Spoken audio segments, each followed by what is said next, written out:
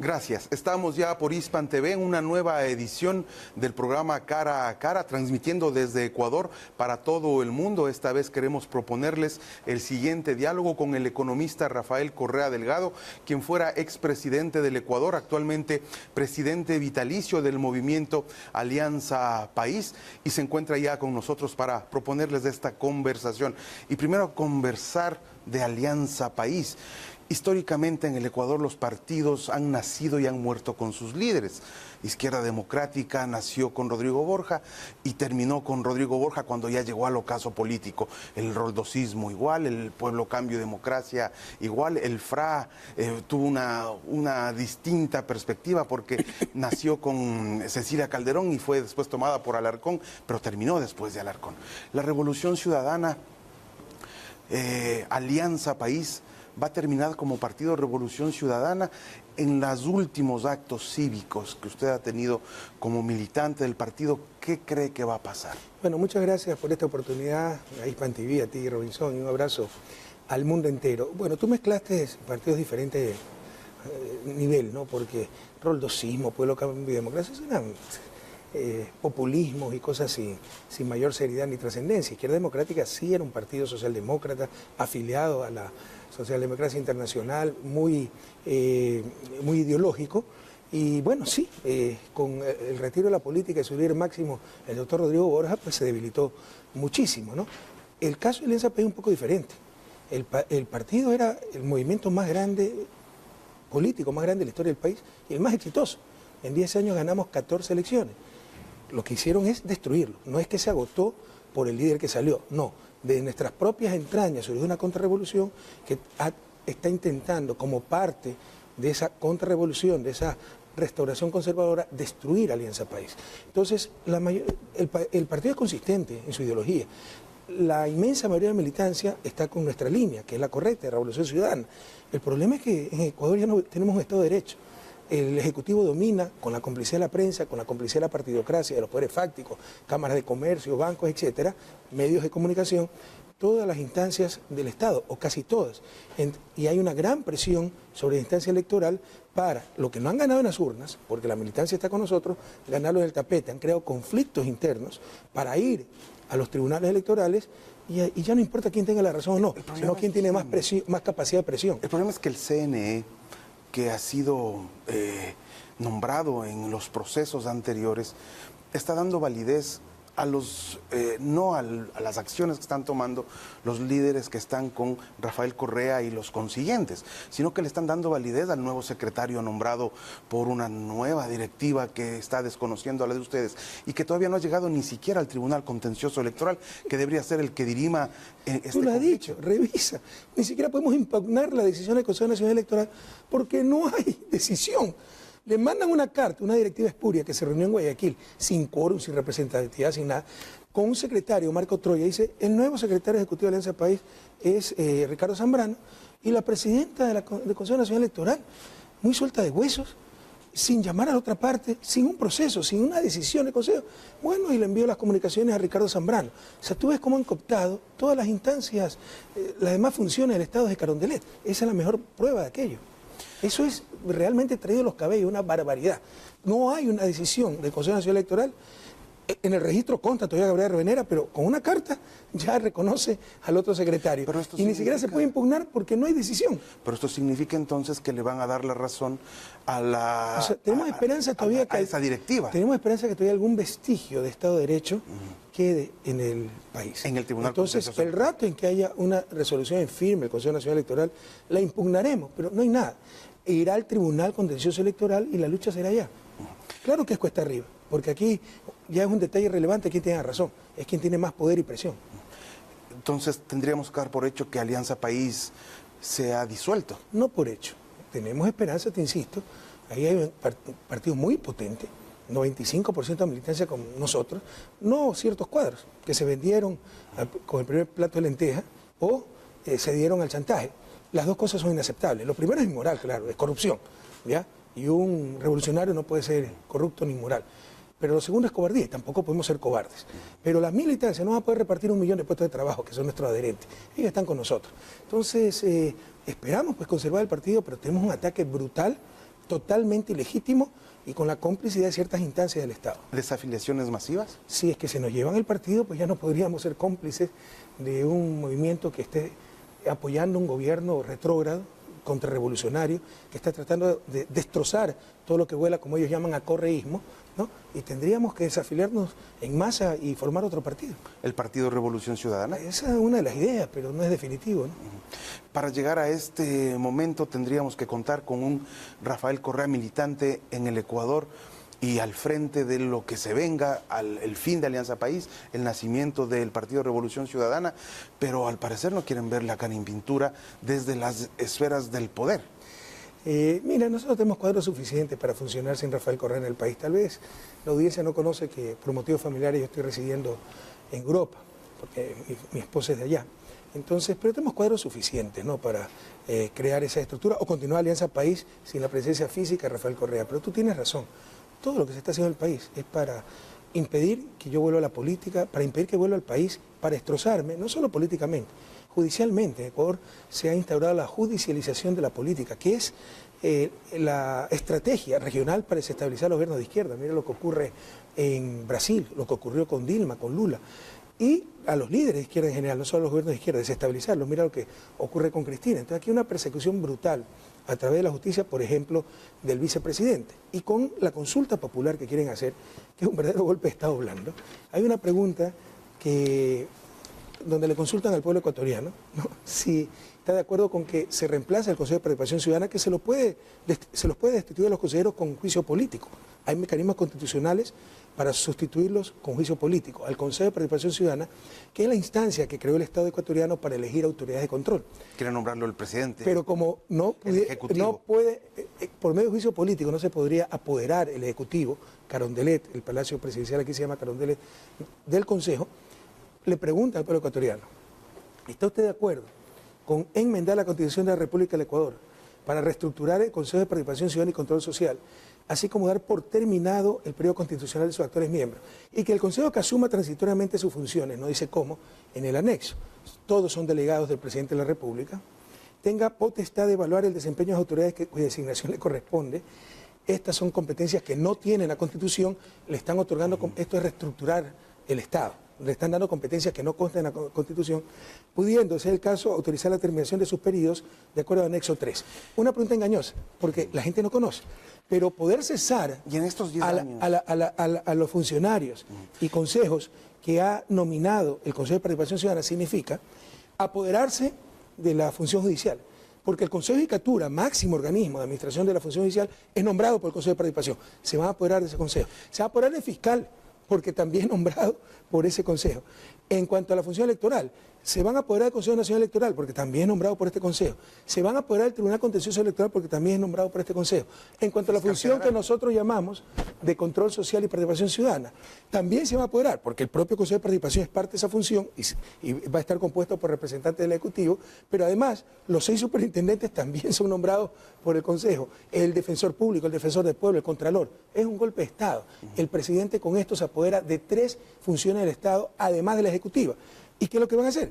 Van a poner un fiscal enemigo, un contralor enemigo, para que nos persiga inventándose todo lo imaginable e inimaginable. Esto significa que en los 10 años de Revolución Ciudadana no se generó la conciencia necesaria en la ciudadanía para que esta pregunta de pasar, como al parecer está pasando, no pueda discernir y votar el no, igual que en la pregunta 2, que evidentemente es una dedicatoria para el personaje político que dominó los 10 años pasados, o en realidad desconfiamos de lo sembrado en el país. ¿Ya cambiaron el orden? No, por eso hay una base muy fuerte del 40%. Pero cuando usted tiene un bombardeo mediático para manipular, la cancha está totalmente inclinada. Ya no hay alguien que contraste, que contradiga la versión oficial. Medios privados con medios públicos del gobierno están en la misma línea. Se acabó la transparencia informativa, solo hay manipulación. Entonces, por ejemplo, la pregunta 3, usted la nombró, esta es dedicatoria para que no me pueda presentar en las próximas elecciones, ¿no? Para garantizar el principio de alternabilidad. La palabra alternabilidad ni siquiera existe en español. Pero mire lo inducida que es la pregunta. Esto es ilegal también, ¿no? Después le explico que se saltaron el control constitucional que debió corregir hasta la manera de formular la pregunta. Para garantizar el principio de alternabilidad, o sea, si usted vota en contra, ya está contra el principio de alternabilidad. ¿Está usted de acuerdo con enmendar la Constitución de la República del Ecuador para que todas las autoridades de elección popular puedan ser reelegidas por una sola vez para el mismo cargo, recuperando el mandato de la Constitución de Montecristi? O sea, pregunta más inducida no puede haber. Entonces, con una consulta tan mañosa, ya no se trata de un pueblo consciente o no, sino que puede ser manipulado. En la pregunta anterior, la de... Pero todavía puede ser manipulado el pueblo. Por supuesto, y los medios de comunicación manipulan todos los días. En la de Consejo de Participación Ciudadana, esto le dicen al pueblo ecuatoriano es para luchar contra la corrupción. Curiosa manera de luchar contra la corrupción, apoderándose de todas las funciones del Estado y que sea apoyada esta pregunta por tipos como Bucarán, la expresión misma, la antología de la corrupción. Usted sabe que quien desde el Ejecutivo... Quiero explicarle cómo pudieron pasar esta pregunta. Los decretos ejecutivos, usted me va a responder con esta pregunta. Los decretos ejecutivos vienen del presidente de la República y la Corte Constitucional tiene la potestad, la única potestad en el país de interpretar las leyes. Antes podían interpretar los legisladores, se decía en la Constitución anterior. Con la nueva Constitución, el nuevo marco legal, quien puede interpretar las leyes es la Corte Constitucional. Un decreto ejecutivo, más una Corte Constitucional interpretando las leyes y dándole la razón al decreto ejecutivo precedente, ¿no es suficiente para buscar la legalidad que necesitaba el presidente? Es que la Corte se allanó para el Ejecutivo. Es una vergüenza, no existe Estado de Derecho. ¿El silencio no es parte también? La Corte Constitucional de oficio puede declarar inconstitucional una ley, un decreto. Claramente los decretos del presidente Moreno, enviados al Consejo Nacional Electoral para convocar directamente la consulta, son inconstitucionales. Pero la Corte hace mutis por el foro. No solo que hace mutis por el foro. El martes 5 de diciembre se iba a reunir para el informe constitucional de las preguntas. Le informa al pueblo ecuatoriano, porque por eso se confunde la gente, porque son cosas técnicas. Le están viendo en otros países también.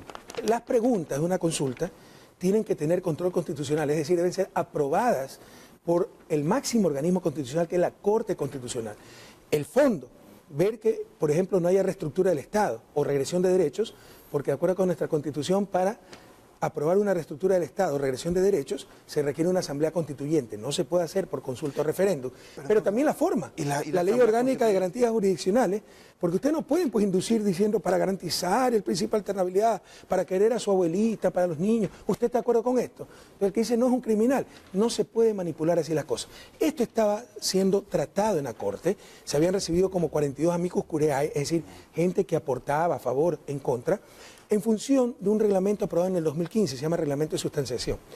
Cuando ya estaba el informe de la jueza ponente, la jueza que le tocó el caso, que es la jueza Tatiana Ordeñano, y se filtra a la prensa, a las redes y a Carondelet, que el informe tiene serios reparos sobre las preguntas 2 y 3, que es el meollo de la consulta. El resto es hojarasca, el resto son preguntas de enganche para inducir a la gente a votar sí.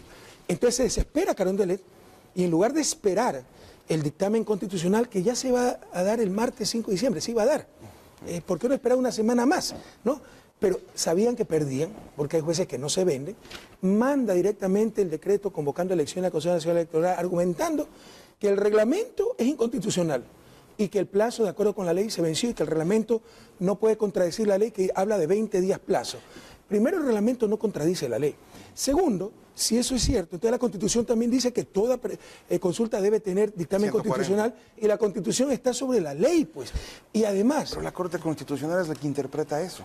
Y el que tiene que interpretar la inconstitucionalidad es la Corte Constitucional. Pero ¿cuál es el problema? Alfredo Ruiz, cuyo nombre pasará grabado a la historia como una de las cosas más canallescas que ha conocido la historia ecuatoriana, en lugar, el presidente de la Corte Constitucional, en lugar de defender a la Corte y decir, los plazos siguen vigentes, aquí está mi convocatoria para el martes 5 de diciembre porque los plazos siguen vigentes, somos nosotros los que tenemos que decidir si un reglamento es constitucional o no, suspende la convocatoria, porque está aconchabado, es parte de este complot, está en complicidad, en contubernio con Carondelet. Esto es una vergüenza. Es una vergüenza, pero esto no va a caer en impunidad ahora, están embriagados de poder. Esto irá a instancias internacionales, habrá repetición. Decir que ese reglamento... ¿Abuso de poder? No solo eso, decir... O ejercicio del poder. No, y no haber cumplido con su deber. Ellos tienen, de acuerdo con la ley, que defender la Constitución. Es la esencia de la Corte Constitucional y están ayudando a destrozarla. Con estas preguntas y con el procedimiento, no evitando el control constitucional. Pero no solo eso, de aceptar lo que está diciendo el Ejecutivo, que no puede él declarar un reglamento inconstitucional para decir unilateralmente se acabó el plazo. Dicho sea de paso, él también participó, la presidencia y los amigos Curiae, con el nuevo reglamento. Pero como ve que el informe va a ser negativo, entonces ya echa al tacho de la basura el nuevo reglamento y dice se acabó el plazo. Si desechan ese reglamento, ¿no? Cerca de 2.000 dictámenes de la Corte Constitucional de 2015 serían nulos. El Estado ecuatoriano deberá enfrentar demandas multimillonarias. Cosas tan importantes como el acuerdo con la Unión Europea comercial no tendría validez. La adhesión a la cumbre ambiental de París, la última consulta sobre paraísos fiscales, porque todas esas consultas se hicieron con nuevo reglamento y los jueces constitucionales tendrán que enfrentar graves demandas y la repetición. ¿Ustedes van a comenzar esos procesos? Por supuesto. Ya en estos momentos hay una delegación de la Asamblea Nacional y parlamentarios andinos en Washington ante la Comisión Interamericana de Derechos Humanos denunciando el rompimiento del Estado de Derecho. Esto es gravísimo. Yo hace un par de días hablaba con un periodista español y me dijo que estaba exagerando, que esto no es golpe de Estado. Esto es un golpe de Estado con todas las letras, ¿no? El rompimiento del Estado de Derecho. Se acabó el Estado de Derecho de Ecuador. El presidente Moreno, con estos argumentos, ha logrado sumar al presidente de la Asamblea Nacional, al presidente de la Corte Constitucional, al Consejo Nacional Electoral. El Tribunal Contencioso Electoral todavía no ha tenido la oportunidad de pronunciarse, pero podrán copiar todos los poderes y funciones con su capacidad. Ellos utilizan el poder para seducir y para someter. Seducir, te pongo a tus parientes, o someter, te mando la glosa de Contraloría y tienes que pagar 30 millones o menos apoyo. Pero, por ejemplo, el presidente de la Asamblea, cuidado, el presidente de la Asamblea está en contra de las preguntas 2 y 3. De hecho, se estaba discutiendo en la Asamblea un pronunciamiento contra la pregunta 2, que le quita las facultades a la Asamblea Nacional de evaluar a los funcionarios y se la da a este Consejo de Participación transitorio compuesto solamente por delegados de Carondelet. Pero se queda una discusión.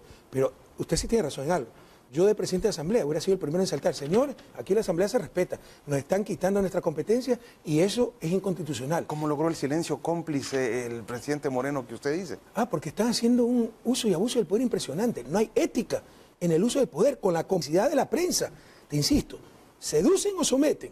Seducen, ve, te damos estos puestos, estos cargos. Vaya a ver cuántos asambleístas que apoyan al gobierno tienen a toda su familia en el sector público. O someten. Contralor empieza en una auditoría y la gente tiene miedo. Están utilizando, eso lo han dicho hasta los opositores, a la Contraloría General del Estado como instrumento de persecución. Hay una presión brutal de parte de Carondelet y sobre todo a través de la Secretaría de Presidencia este señor Eduardo Mangas, el nuevo Montesino del Ecuador. Usted logró uno de los íconos históricos del país económicamente y fue el tema de renegociar la deuda externa del Ecuador, bajar a niveles mínimos y esto al parecer le dio una estabilidad económica que ahora el presidente se ha jactado de que no ha llevado al Ecuador a paquetazos ni a medidas económicas, y lo ha hecho, no ha llevado al país a paquetazos económicos, a subida de gasolina, a estos recursos de atentar contra los servidores públicos y más. Y más bien ha intentado por medidas que han sido impositivas en contra de los empresarios que ya le están pasando la factura y le están cuestionando por estas decisiones.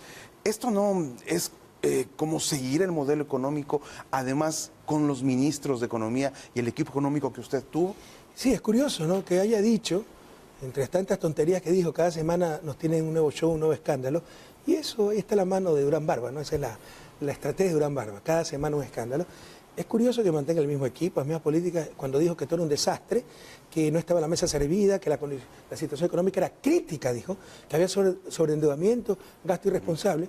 Y resulta, mundo, América Latina, que la semana pasada, después de 11 años, vino una misión del Fondo Monetario Internacional a reunirse con el propio presidente Moreno y las declaraciones dicen que están sorprendidos de la rápida recuperación de la economía ecuatoriana. Otra mentira cuántica más que se le derrumba a este señor. Pero también han dicho que no van a recurrir al Fondo Monetario para financiamiento. Entonces quiere decir pues que no había necesidad. No era que estaba todo desastroso, que ya nos habían cerrado toda parte de financiamiento, que habíamos sobreendeudado al país. Cuando usted está sobreendeudado, ya ningún financista le va a prestar plata excepto los organismos internacionales que están para eso. ¿Por qué? Porque quiere decir que está en riesgo su capacidad de pago. Entonces, si no necesita el Fondo Monetario, quiere decir que las cosas estaban bien. Tampoco va a decir que estaban perfectas. O sea, no es que solucionamos todo. Pero obviamente pues se manejó muy bien la economía y pasamos 2 años durísimos. Y esta gente con mucha deslealtad, con mucha mediocridad, ¿no?, para justificar su falta de gestión, dijo que todo era terrible y acaba de ser desmentida por el propio Fondo Monetario Internacional, que no es muy correísta que digamos, ¿no? La mala economía lleva a la mala política y esto en un momento dado se va a reflejar. Como economista, ¿cómo ve el ciclo del Ecuador, dadas las medidas que se están tomando? esto de dialogar con todos y contentar a todos no funciona, esto de no haber tomado medidas o paquetazos económicos como se llamaba antes, en algún momento dado tiene que tener una explosión, tiene que tener algún brote de afectación a la sociedad. ¿Por dónde cree usted que vaya a explotar el asunto? Vea, usted lo ha dicho, la economía, la política va de la mano de la economía. Lenin decía, política es economía concentrada. Y eso también lo explotaron muy bien. Nosotros enfrentamos 2 años durísimos, 2015 y 2016. En 2 años se perdieron 10.000 millones de dólares en exportaciones, no solo petroleras.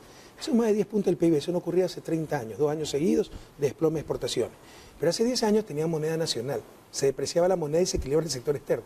Aquí no tenemos moneda nacional, tenemos el dólar, y se apreció el dólar, lo contrario de lo que requeríamos.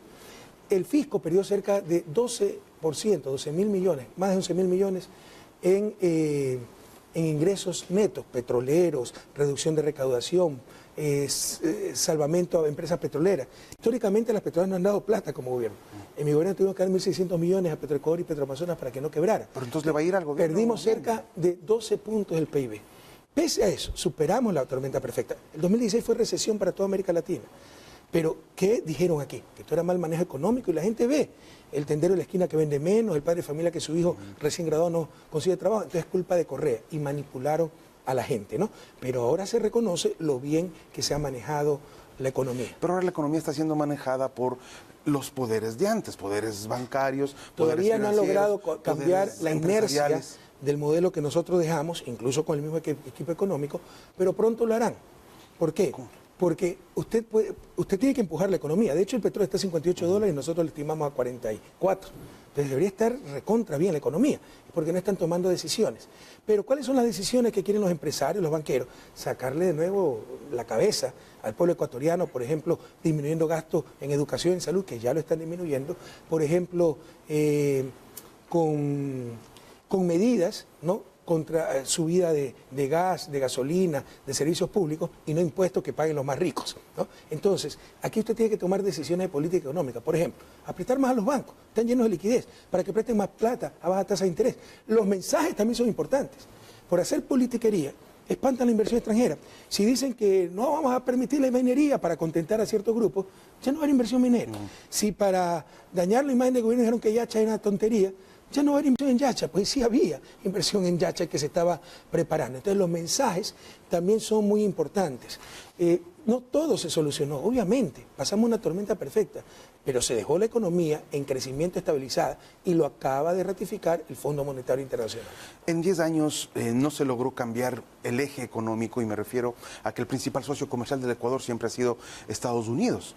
Cuando en Latinoamérica se ha visto una presencia mayoritariamente de China, que ya se ha convertido en algunos países en el principal socio comercial. Ecuador, ¿por qué no ha dado el paso de tener como principales socios comerciales un mundo más multipolar? Rusia, China, y pasar de dejar de esta dependencia que además le hace a Estados Unidos tener hasta cierta preponderancia sobre la economía ecuatoriana tomando estos antecedentes. Oiga, yo me olvidé decirle al mundo que incluso tuvimos un terremoto de casi 8 en escala Richter, ¿no?, que nos costó 3 puntos del PIB. Mire, con respecto a su pregunta, no es tan precisa, no es tan así. Sí se diversificaron mucho los mercados. En 10 años usted no puede cambiar la estructura de una economía como algunos pretenden, ¿no? Hicimos grandes avances, se duplicó el tamaño de la economía, se redujo la pobreza a 12, 13 puntos, somos los campeones regionales en reducción de la pobreza, se redujo la desigualdad. Pero no es que puede pasar de una economía primario exportadora a una economía del conocimiento, ¿no?, que vende de productos de alta tecnología. Eso toma 30, 40 años de persistentes políticas públicas en la misma dirección, no que cambien cada 4 años como están haciendo ahora, desmantelando todo lo que dejamos hecho. Pero sí hubo cambios estructurales históricos. Por ejemplo, antes éramos importadores de energía.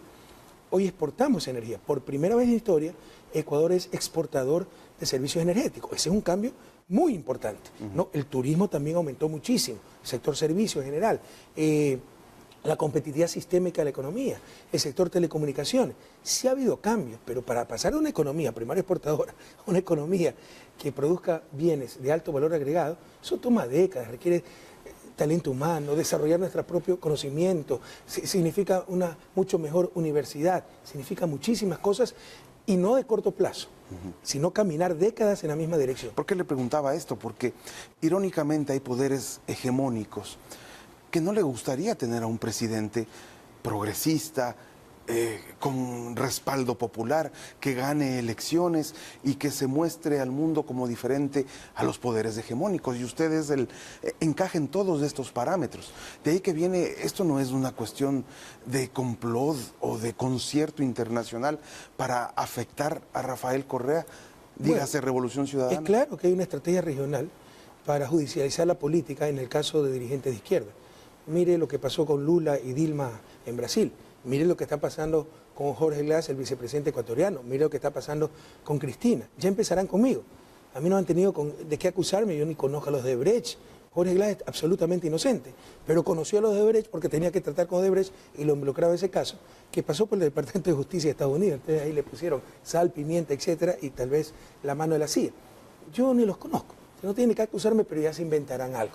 Es la estrategia de judicializar la política y también de la lucha anticorrupción, que la utilizan para perseguir, todos estamos contra la corrupción, pero la utilizan para perseguir a dirigentes progresistas.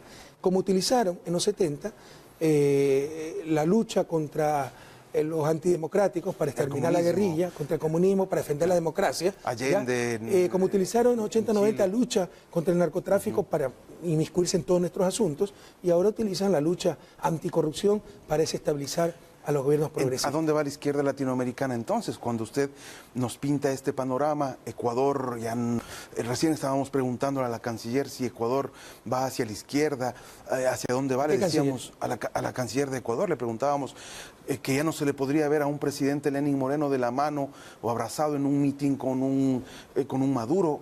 ¿En dónde quedó esa izquierda que se unía con sus principios para promover sus ideales? Sin duda hay un debilitamiento del movimiento progresista en América Latina, pero depende del punto de referencia. Si lo compara con el 2009, 2010, el punto culminante de la izquierda latinoamericana en Sudamérica, de 10 gobiernos latinos, 8 eran de izquierda, solo Colombia y Perú eran de derecha.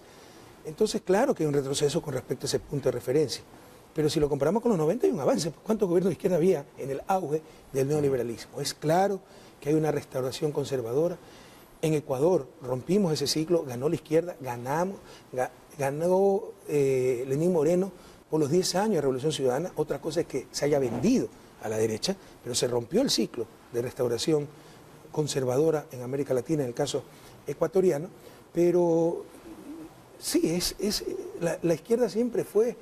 La izquierda no tiene los poderes que tiene la derecha, por ejemplo los medios de comunicación, el capital, siempre fue el David contra Goliat.